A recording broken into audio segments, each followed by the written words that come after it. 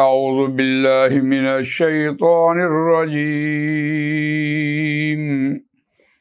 بسم اللہ الرحمن الرحیم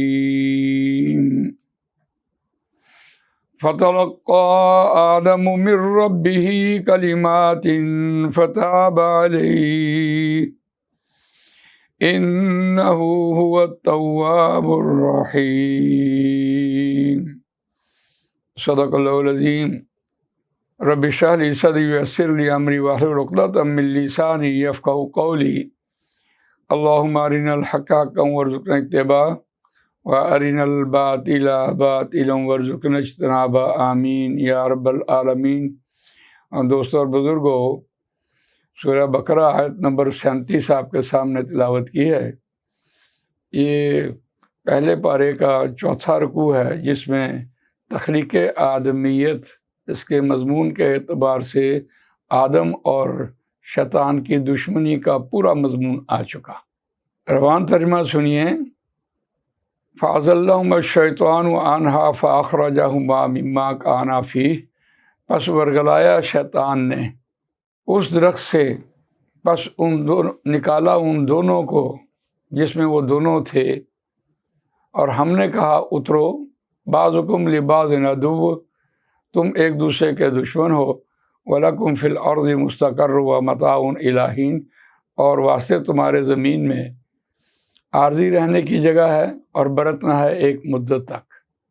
فَتَلَقَّىٰ آدَمُ مِن رَبِّهِ کَلِمَاتٍ فَتَابَ عَلَيْهِ، پس سیکھ لیے آدم علیہ السلام نے اپنے رب سے کچھ کلمات، کچھ باتیں سیکھ لی۔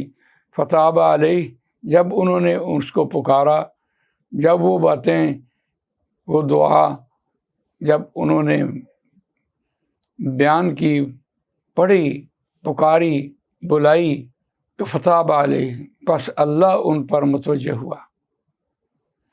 انہ هو التواب الرحیم، بے شک وہی توبہ قبول کرنے والا، رحم کرنے والا ہے۔ تابہ یتوبو، اس نے توبہ کی،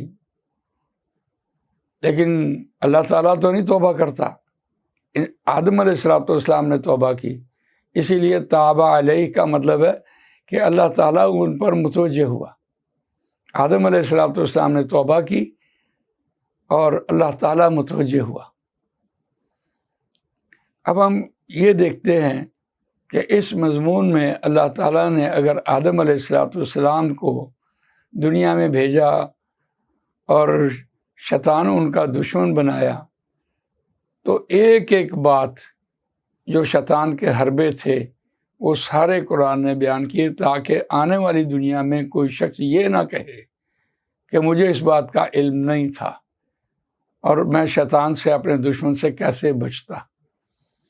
سورہ فاطر میں دیکھیے، یہ شیطان کو اپنا دشمن سمجھو، شیطان تمہارا کھلم کھلا دشمن ہے، وہ سیدھے راستے پہ بیٹھا ہے، اس نے آپ کو قرآن مجید کی طرف نہیں آنے دینا۔ جب بھی آپ قرآن کا نام لیں کہ میں قرآن مجید پڑھوں گا، دیکھیے کیسے آپ کے سامنے مسائل آتے ہیں۔ تو اس اعتبار سے پورے حربے جو ہیں وہ اللہ تعالیٰ نے قرآن مجید میں شیطان کے سارے حربے بیان کیے، اور یہ مضمون پورے قرآن میں پھیلا ہوا ہے۔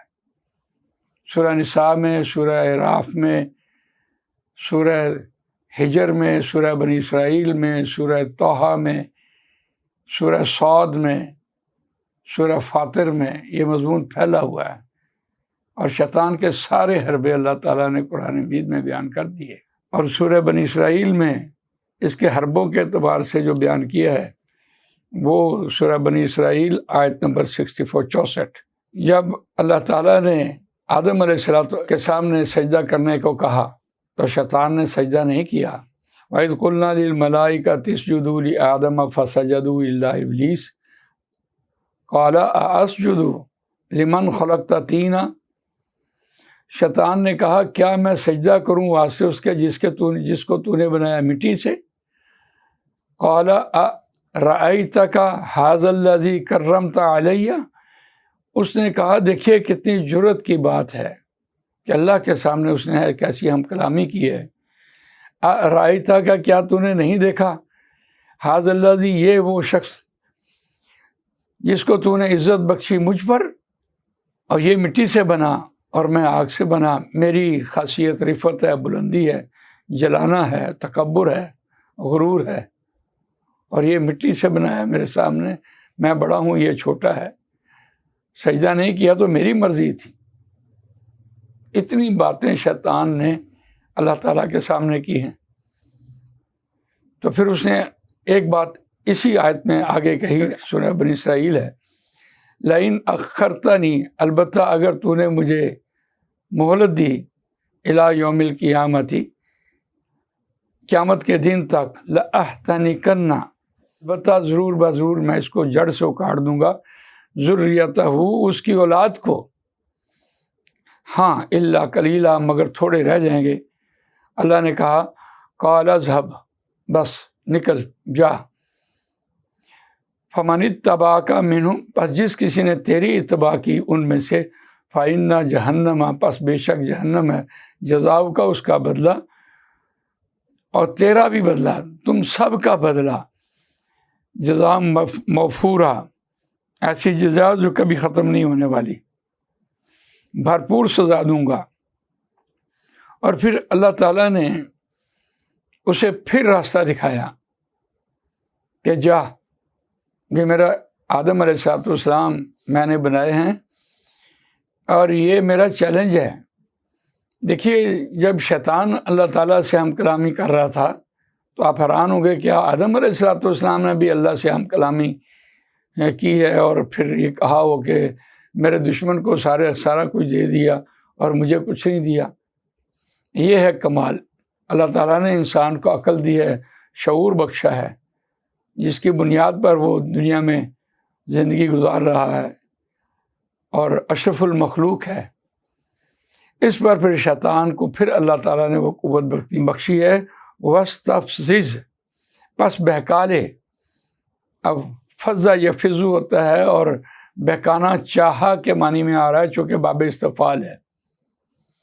3 الفاظ مترادف الفاظ آئے ہیں، ایک لفظ ہے فَأَزَلَّهُمَ الشَّيْطَانُ عَنْهَا، دوسرا لفظ ہے فَوَسْوَسَ، بس شیطان نے وسوسہ ڈال دیا، اور تیسرا لفظ یہاں قرآن بھی لے کے آیا ہے، وَاسْتَفْزِزْ مَنِ اسْتَطَعْتَ مِنْهُمْ بِصَوْتِكَ، اگر تیری استطاعت ہو، اگر تو طاقت رکھے، منہم، ان میں سے، بِصَوْتِكَ، اپنی آوازوں سے، وَأَجْلِبْ عَلَيْهِمْ بِخَيْلِكَ، چڑھ دوڑ، علیہم، ان پر، بِخَيْلِكَ، اپنے پیادوں سے، اور اپنے بِخَيْلِكَ، اپنے سواروں سے۔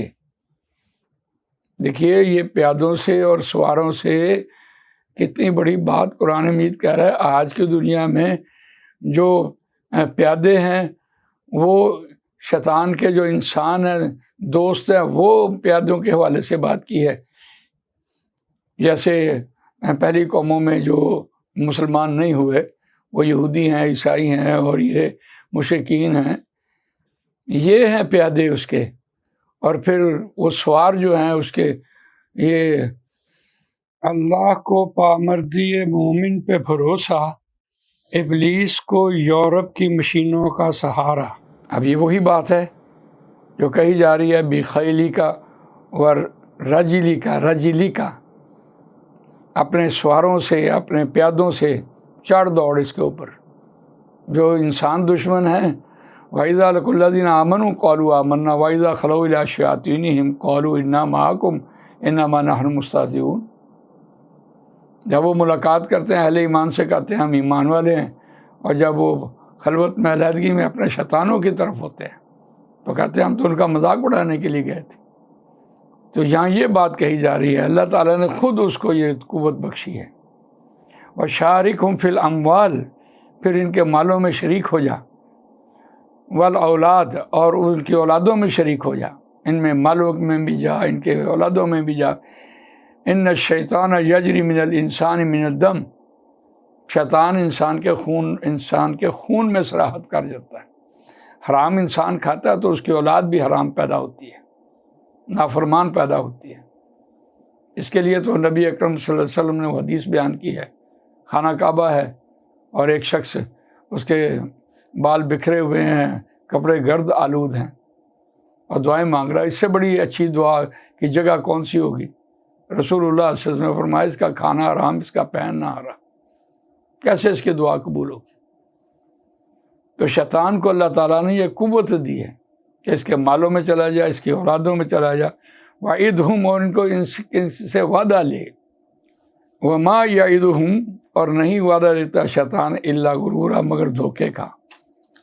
لیکن ساتھ ہی یہ بات کہی، ان عبادی لیس لک علیہم سلطان، بے شک میرے بندے جو ہوں گے نہیں ہے تجھ پر ان کے اوپر کوئی غلبہ، کوئی زور نہیں تیرا چلے گا۔